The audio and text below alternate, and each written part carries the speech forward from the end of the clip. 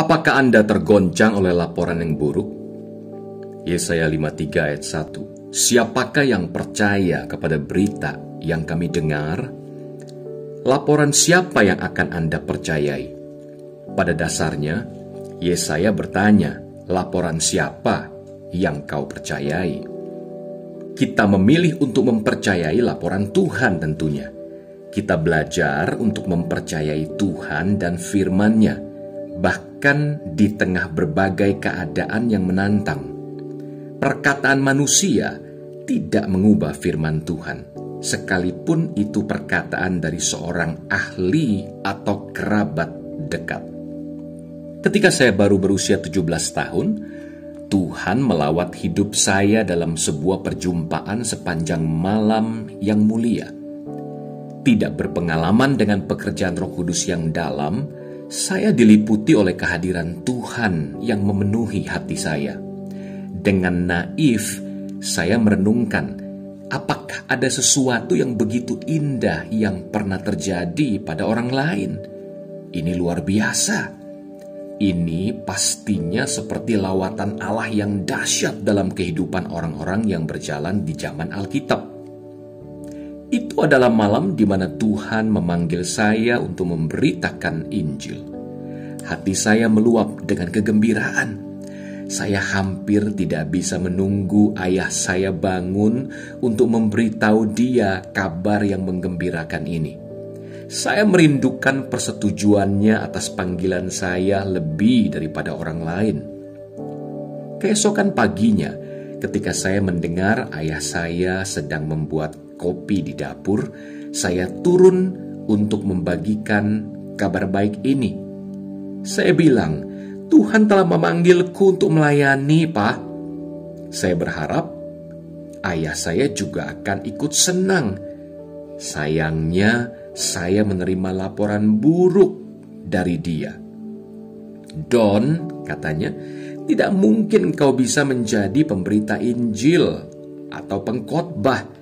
Sepanjang hidupmu engkau gagap ketika bicara, bahkan di hadapan satu orang saja. Dan nak, untuk menjadi seorang pembicara, engkau harus banyak berbicara. Aku sama sekali tidak percaya kau bisa menjadi pelayan Tuhan. Saya tidak bisa menyangkal pergumulan saya seumur hidup melawan kegagapan. Tetapi laporan siapa yang akan saya percayai? Bukan laporan ayah saya. Dengan rendah hati saya tahu tangan Tuhan ada atas hidup saya dengan cara yang ajaib. Saya memilih untuk mempercayai laporan Tuhan karena Ia menganggap aku setia dan mempercayakan pelayanan ini kepadaku. 1 Timotius 1 ayat 12. Karena jika aku memberitakan Injil, aku tidak mempunyai alasan untuk memegahkan diri. Sebab itu adalah keharusan bagiku. Celakalah aku jika aku tidak memberitakan Injil. 1 Korintus 9 ayat 16. Perkataan ayah kandung saya tidak mengubah perkataan Bapa Sorgawi saya.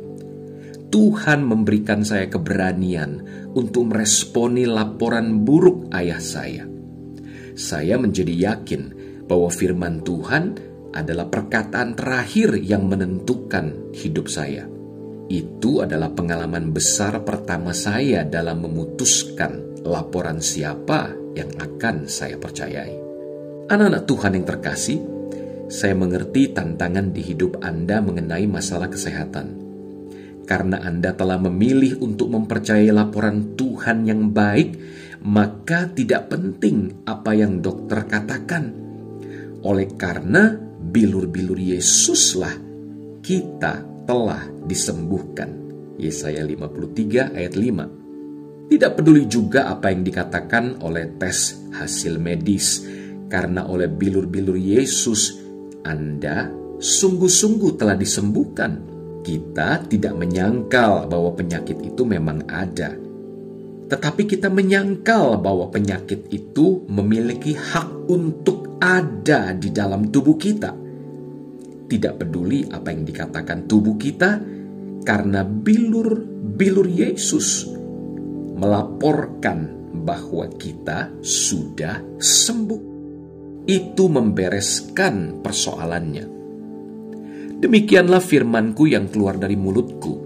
Ia tidak akan kembali kepadaku dengan sia-sia, tetapi ia akan melaksanakan apa yang kukehendaki dan akan berhasil dalam apa yang kusuruhkan kepadanya. Yesaya 55 ayat 11. Hal itu terjadi supaya genaplah firman yang disampaikan oleh Nabi Yesaya. Dialah yang memikul kelemahan kita dan menanggung penyakit kita. Ayat tadi ditulis setelah ayat-ayat sebelumnya menceritakan bagaimana Yesus menyembuhkan orang-orang sakit. Kita memiliki sebuah pilihan, mau mengikuti firman Tuhan atau mengikuti emosi dan gejala-gejala yang ada di tubuh kita. Kita memiliki sebuah pilihan, mau percaya dan bertindak berdasarkan firman Tuhan, atau percaya dan bertindak berdasarkan fakta yang sedang Anda hadapi. Kita memiliki sebuah pilihan, pilih hidup atau mati, pilih berkat atau kutuk. Kalau pendirian pribadi saya tentang iman, tentu saja saya memilih untuk berkata, saya tidak akan menjadi lemah di masa kesesakan ini, karena Tuhan menyertai saya. Saya pilih berkat di atas kutuk. Saya pilih hidup dan bukan kematian. Jika Anda telah menerima laporan buruk tentang kesulitan keuangan, situasi keuangan Anda yang sulit tidak mengejutkan buat Tuhan. Dia akan membuat jalan di mana tampaknya tidak ada jalan. Yesus mengatakan bahwa jika Anda berkata-kata kepada gunung, termasuk gunung persoalan, gunung hutang piutang, gunung kemiskinan, gunung penyakit di hidup Anda, maka gunung itu harus taat kepada Anda.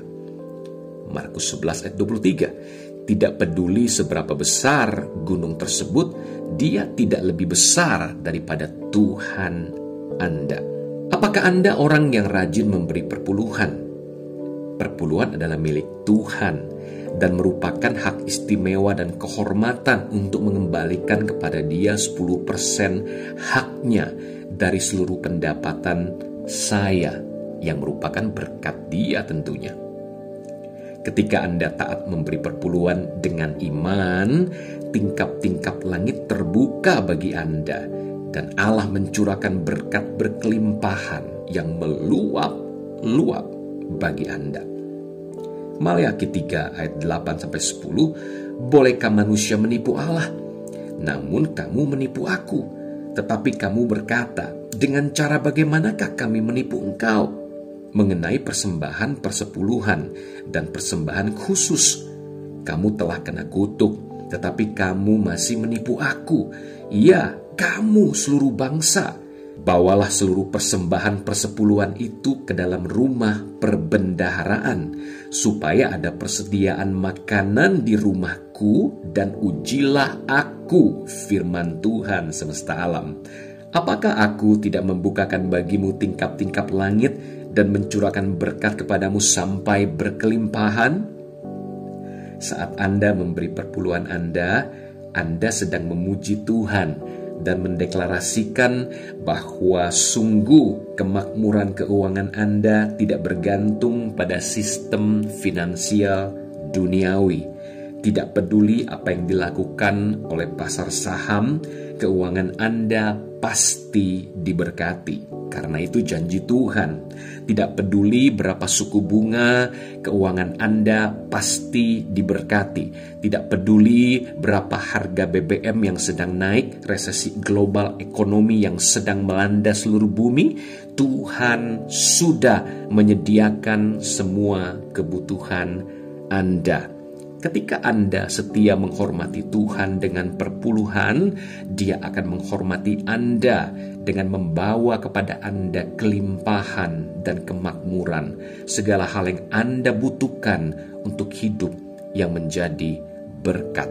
Selain itu, Anda akan memiliki Roh Kudus yang memimpin, menuntun, dan mengarahkan Anda dalam setiap keputusan keuangan di hidup Anda dengan bijaksana. Jika Anda berada dalam pertarungan iman untuk memiliki ketentraman, kedamaian dalam hati Anda, jangan lemah, jangan undur. Kemenangan adalah laporan baik yang berasal dari Tuhan saat Anda gigih dalam pengejaran Anda akan kesempurnaan dan keutuhan total bagi hidup Anda di dalam Kristus Yesus. Tuhan tidak sedang marah kepada Anda. Tidak peduli berapa kali Anda kacau atau gagal, bahkan sekalipun apa yang telah Anda lakukan benar-benar buruk, Tuhan tetap mengasihi Anda. Sekalipun Anda membuat kesalahan-kesalahan bodoh, Dia tetap mengasihi Anda. Ketika Anda mengecewakan Dia, satu hal saja yang perlu, segera bertobatlah. Dia masih membuka kedua tangannya, mengasihi dan mengampuni Anda. Jika kesulitan keuangan Anda adalah hasil dari keputusan-keputusan yang bodoh, berkomitmenlah kembali kepada jalan-jalan Tuhan. Dia tetap berjanji untuk membebaskan Anda, memulihkan Anda, membangkitkan Anda, membuat Anda makmur saat Anda mencari dahulu kerajaan Allah dan kebenarannya. Matius 6 ayat 33. Dia memahkotai hidup Anda dengan kasih setia dan rahmat. Mazmur 103 ayat 4. Saya berbicara tentang dua area hidup di mana Anda memiliki laporan buruk yang mungkin telah menindas Anda, kesehatan dan keuangan Anda. Pilih pada hari ini, laporan siapa yang mau Anda percayai? Mari kita percaya laporan Tuhan. Tuhan menolong Anda dengan kasih karunia-Nya yang mengagumkan untuk tetap kuat dan tenang di tengah badai ketika Anda menghadapi tantangan kesehatan yang serius maupun kesulitan keuangan yang mendesak sekalipun. Dalam Yohanes 16 ayat 33, Yesus berkata, "Dalam dunia kamu menderita penganiayaan, tetapi kuatkanlah hatimu. Aku telah mengalahkan dunia." Dan Ia akan menolong Anda mengalami kemenangan yang sama seperti yang sudah dialaminya. Tuhan Yesus memberkati.